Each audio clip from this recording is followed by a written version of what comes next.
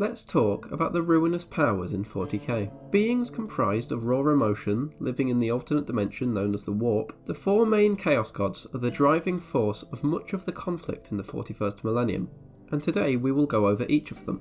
Each god will likely get their own individual video in the future, but this time will be more of a high-level overview that explains the general concepts. So what exactly are the four great powers of chaos? To explain that, we first have to start with explaining where exactly it is that they live. The Immaterium, more commonly known as the Warp. The Warp is an alternate dimension comprised of pure psychic energy that mirrors the material universe. It is the source of all psychic powers in the 40k universe, and provides the means of faster-than-light travel for the Imperium of mankind. The psychic energy that makes up the Immaterium is believed to be the direct result of the existence of sentience in the universe, in particular the intelligent species of the Milky Way galaxy. Considered to be a dark reflection of the material universe, the Warp is an ocean of chaotic psychic energy, raw emotion given physical form.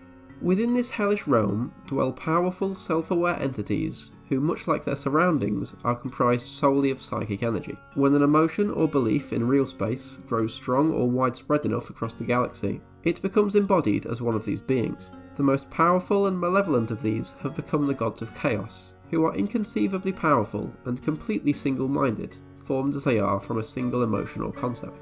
The Chaos Gods are able to devote a fraction of their psychic power in the Warp to create demons, psychic entities whose appearance and character reflect their patron god's own nature, such as the ferocious and bloodthirsty berserkers of the blood god Khorne, or the putrid and pestilent servants of Grandfather Nurgle.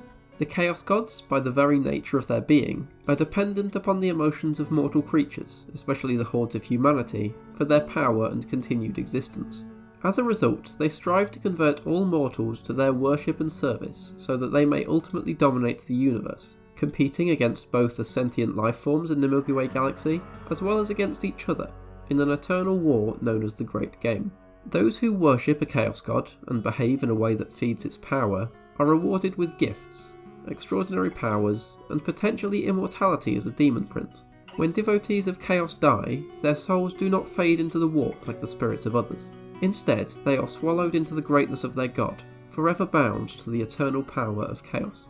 As a Chaos God gathers such energy, it expands in power, and its influence and territory within the realm of chaos grows. These territories are extensions of the gods themselves, and as such mirror them in appearance. Khorne's realm is founded on anger and bloodletting, Tzeentch's lands are scintillating constructs of pure magic, Nurgle's territory is a haven of death and regeneration, and Slaanesh's dominion is a paradise of damning temptations. Deep within the heart of their territory dwells the body of the god, the manifestation of their consciousness that watches over their realm and seeks any disturbances in the Warp that signal intrusion or opportunity.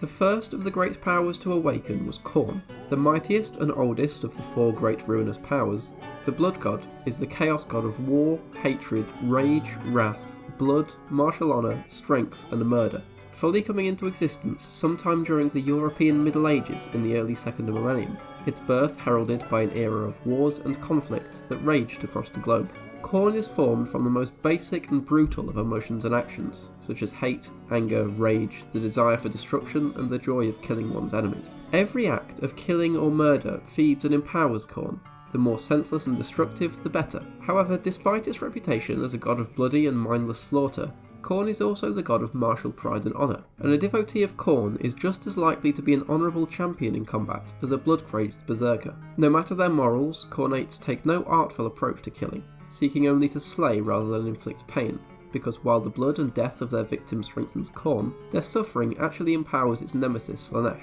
Consciously or not, all warrior cultures pay Khorne homage with their acts of murder and destruction, from the headhunting tribes of the backwater feral worlds to the planet-conquering chaos spacemarine warbands of the World Eaters Traitor Legion.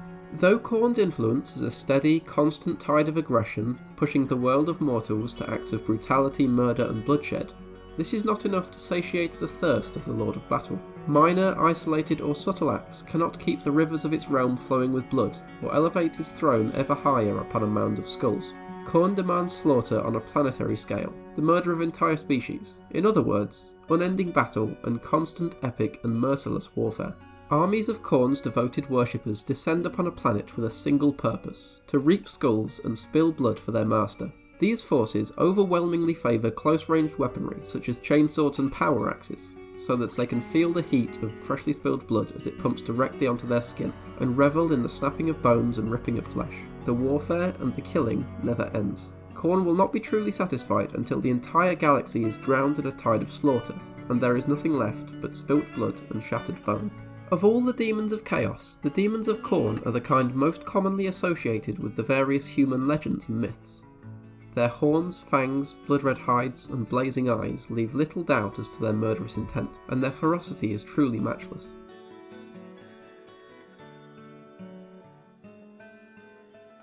Tzeentch was the second of the Chaos Gods to come to full sentience within the Warp.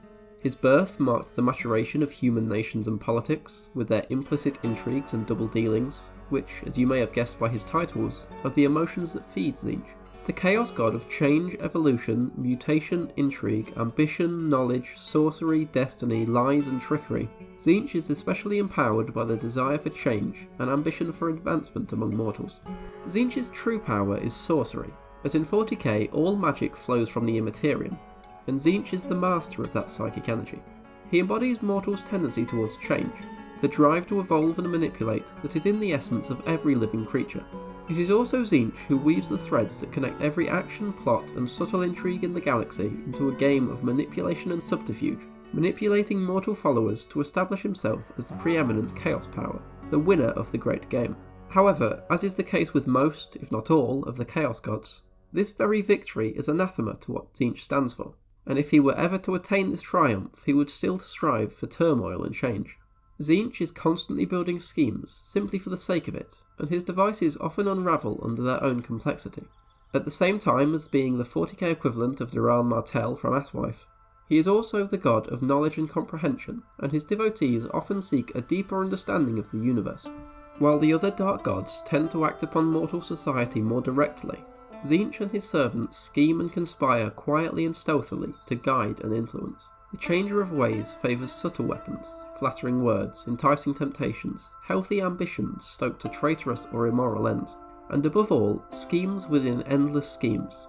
Many a politician, scholar, military officer or other mortal leader has begun a promising career, altruistic project, or worthwhile intellectual investigation, only to find themselves, perhaps prompted by a seemingly well-intentioned colleague who secretly served the great conspirator, making moral compromises, moving up the hierarchy at the expense of others, or taking ethically questionable shortcuts.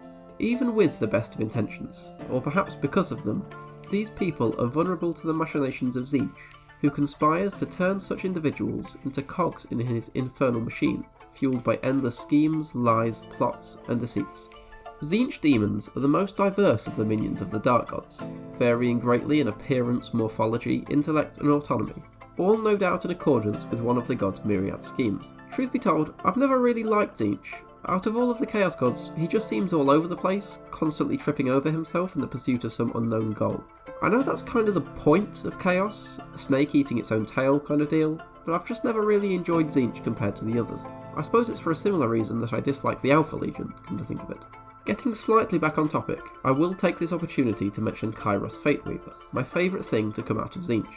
He is a greater demon of Tzeentch with two heads, one that can see the future and one that can see the past, that he gained from being thrown down a well by Tzeentch. He is also genuinely fucking insane, probably due to the fact that he is constantly seeing everything that has ever happened and everything that will happen, simultaneously, while also trying to make plans. Kairos Fateweaver is great fun and the only good thing to come out of the lore of the Lord of Change, other than the confirmation that Dorothy and Toto do in fact exist in the 40k universe. No, I will not explain what I just said.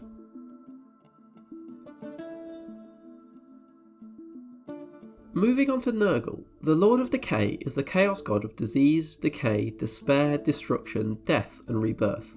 He is also my personal favourite of the four. The third Chaos God to fully awaken, his birth was heralded by great plagues sweeping across the surface of ancient terror. While Nurgle is the god of death and decay, he is also the god of rebirth. Decay is simply one part of the cycle of life, without which no new life could grow. In the same way, Nurgle is also the god of perseverance and survival. While those who wish to spread decay and corruption are certainly amongst his followers, there are also those who wish to endure, to become resilient enough to handle the difficulties and opportunities presented by an uncaring universe.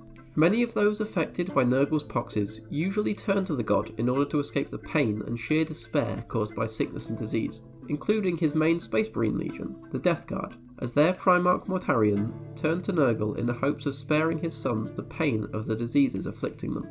Though Nurgle is the ultimate creator of every infection and epidemic to have ever swept the universe, Nurgle is not a morose purveyor of despair and gloom, but in fact a vibrant god of life and laughter. In death there is life. Upon the decay of the living, untold numbers of bacteria, viruses, insects, and other carrion feeders thrive. All life feeds upon other life to exist, and from every plague grows new generations, stronger and more virile than those who came before. Regeneration comes from decay, just as hope springs from despair. The greatest inspiration comes in the darkest moments. In times of crisis, mortals are truly tested and driven to excel. Nurgle long ago accepted that decay brings an end to all things, but that through such decay, life begins anew. This is why Nurgle embraces decay as a weapon, as a tool, and as a means of instructing and guiding his followers. Decay is at the core of Nurgle's philosophy and methods. Blessed with reshaped forms and renewed purpose, the minions of Nurgle become his instruments in his ultimate purpose, the great corruption and ultimate reshaping of the universe. As vessels and embodiments of decay, mortals and demons alike are effectively living fuel, powering the great cycle through their actions and indeed their simple rotting, infectious presence in the realm of chaos and on the mortal plane. From deep within his manse he brews contagion, both physical plagues and virulent ideas that he and his followers then unleash upon the mortal realm. He welcomes the resistance of those who attempt to deny him. For each time they erect defences against his advances, he learns new ways to circumvent the opposition. Each cure breeds a new, more powerful disease. Each victory for his enemies is Pyrrhic, coming at a cost so great that it leaves the defenders open to the tender predations of Nurgle's ever-evolving poxes. This is the nature of Nurgle. Resistance is self-defeating.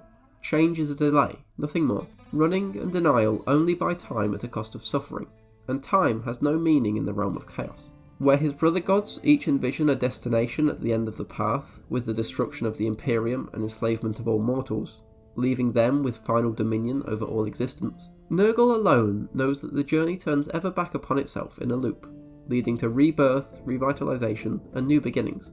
Reality will be remade. Both the mortal plane and the realm of chaos have ever been on a path of decay, and from decay comes death and endings. Endings, but not finality. The demons of Nurgle are truly putrid in their appearance and sickening to look upon. Their flesh pulses with the fever heat of corruption, their innards push through lesions in their putrid skin, and their bodies ooze with sticky slime. Yet in contrast to their hideous appearance, Nurgle's demons are cheerful, energetic beings that show a disturbingly friendly demeanour. They are jovial in their work and show great pride in their accomplishments, interpreting the groans of the afflicted as expressions of gratitude justly won by their efforts. The exception to this rule is Kugath Plaguefather, once a lesser demon known as a Nurgling, who drank the most potent of his patron god's plagues and was thus transformed into a hideous great unclean one, who is driven by an eternal quest to discover the most potent pestilence that has ever existed as a way of making amends.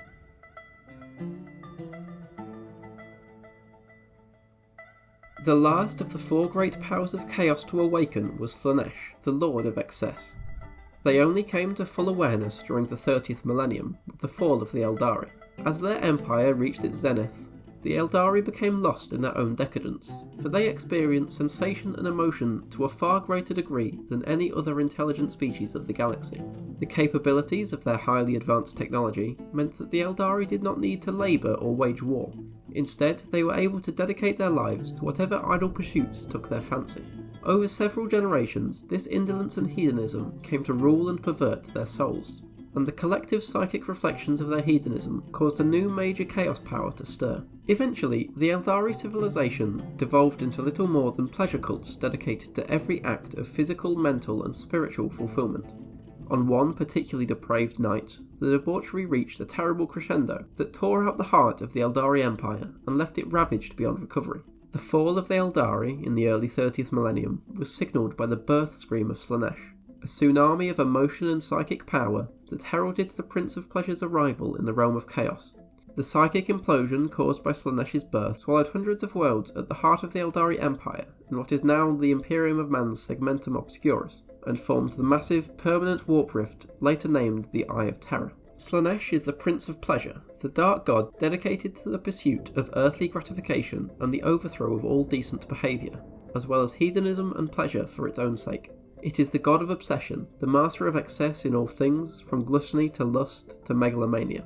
Wherever mortals are ruled by their own unquenchable desires, the Dark Prince of Chaos is there in the shadows, whispering, tempting, and feasting on a banquet of souls. But this is true in all things, not just carnal pleasures. Those who desire to indulge in the finest culinary delights, the most beautiful artworks, even the most sensual clothing, could all be amongst Slaanesh's disciples. Just as importantly, Slaanesh is also the god of perfection. The singer striving for the most beautiful song, or the warrior who seeks the perfect fighting techniques, both could be devotees of Slaanesh. Despite being the youngest and weakest of the Chaos Gods, the other powers are wary and ill at ease in its presence. This is due in part to the fact that all the Chaos Gods embody in some form the excess for which Slaanesh is known. A berserker who kills in the name of Khorne is proud of his achievement and takes satisfaction from his gory deed, and Slaanesh feels that pride and the drive for greater glories. A spy whose actions topple a regime is rewarded for their service to Tzeentch and delights in their stealth. Slaanesh feels that spark of pleasure and increases the mortals' need to perfect their abilities. A diseased plague victim that draws strength from Nurgle to survive rests with comfort, and Slaanesh fuels their love of the resulting indolence and serenity. In these ways, the actions and sensations of all beings can serve to feed the lustful hungers of the perfect prince. And lurking deep within the psyche of each of its brothers is the suspicion that the influence of the Dark Prince is rapidly growing, and that Slaanesh will perhaps one day eclipse them all in strength. Should this day ever come, Slaanesh would see all of existence turn into a playground in which he and his minions could eternally explore new delights. Speaking of his minions, being by far the youngest of the Chaos Gods, the demon host of Slaanesh still pales in comparison to those of the other ruinous powers. However, the numbers of Slaaneshi demons grow with every passing moment, and they are not to be taken lightly. The demons of Slaanesh possess some elements of the perverse and unnatural beauty of their master, a beauty that provokes loathing and desire in equal measure.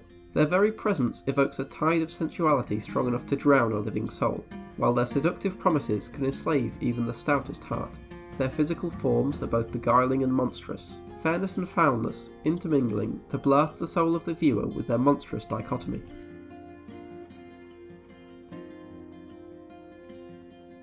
In the great game of the Chaos Gods, Khorne hates and despises Slaanesh, the Prince of Pleasure, above all other beings in the galaxy. The self-indulgent sensuality of the Dark Prince is an affront to the warrior instincts of Khorne, and the sense of duty, honour and self-sacrifice that fuels part of Khorne's existence is anathema to the followers of Slaanesh, the very antithesis of their own philosophy of self-indulgent pleasure-seeking. The demonic servants of Khorne and Slaanesh often attack each other on sight, and their mortal followers are often no less eager to join battle.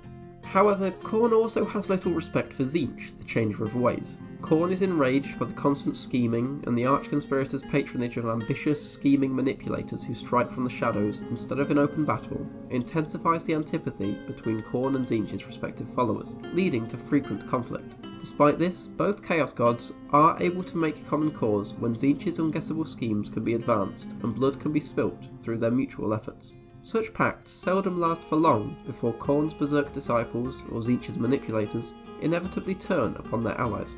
Typically, Tzeentch stands in direct opposition to Nurgle, the god of plague, in a similar fashion to Khorne and Slaanesh. Where Nurgle represents a force of stagnation and dissolution, Tzeentch embodies change and development. Where Nurgle promotes and feeds off of despair and decay, Tzeentch promotes and is empowered by hope, potential and progress. Where Nurgle fosters deterioration and ruin, Tzeentch fosters germination and development. On innumerable occasions, Tzeentch's intricate plots have been foiled by Nurgle's malign influence, and the two Chaos Gods' demonic and mortal servants clash as often with each other as with their mutual enemies in the Imperium and among the Xenos species. Despite this intense rivalry, it is always Tzeentch who brokers the rare alliances among all four of the Chaos Gods, such as when they all moved against the Emperor during the Horus Heresy. However, these attempts to unite the powers of Chaos are undoubtedly to serve his own ends, rather than those of the other gods, or of Chaos Undivided itself. And that is the four main great Chaos Gods explained, their history, aims and methods. Eventually, hopefully I will do a full video on each of them, going into more depth, but I think this is more than enough for now. Please like, subscribe, all the rest, and I'll see you in the next video.